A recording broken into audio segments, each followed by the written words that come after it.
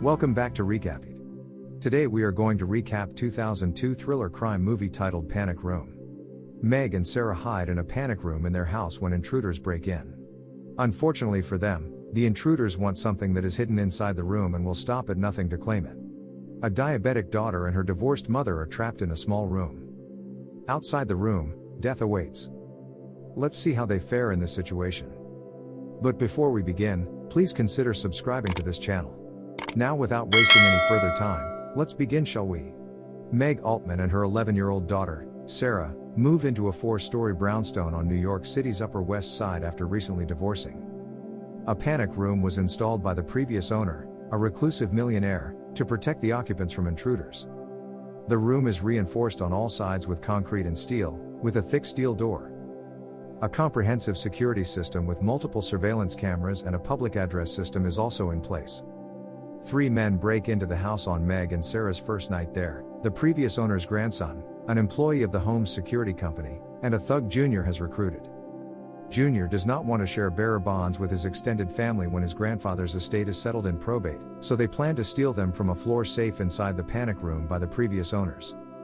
When Meg wakes up in the middle of the night to use the bathroom, she notices the men on the security cameras and rushes to the panic room with Sarah.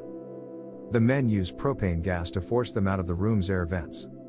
Meg lights the gas while Sarah and she wrap themselves in fireproof blankets. The ignited propane badly burns Junior. Meg dials her ex-husband Steven's number from the main phone line. The intruders cut the line as she tried to explain their situation, abruptly ending the call. When all attempts to break into the room fail, Junior abandons the robbery while revealing that the safe contains more money than he initially stated. Raoul fatally shoots him when he tries to flee, then forces Burnham to continue the robbery.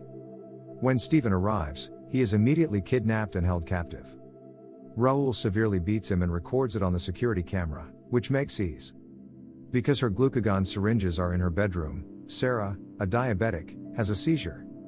Raoul deceives Meg into believing it is safe to leave the panic room for a short time, and when she goes to get Sarah's medication, the men enter the room with Sarah inside.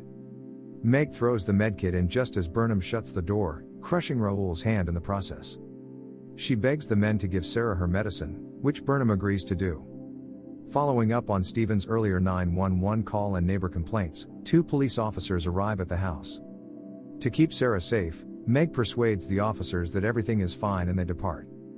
Burnham, on the other hand, opens the safe and discovers $22 million in bearer bonds inside.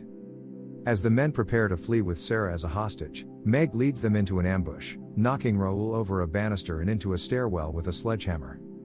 Raoul crawls back up and overpowers Meg, preparing to bludgeon her with the sledgehammer as Burnham flees. Burnham rushes back after hearing Sarah's terrified screams and shoots Raoul, killing him. The cops return to the house in force, having been alerted by Meg's odd behavior earlier. They apprehend Burnham, who is forced to drop the bearer bonds, which scatter in the wind.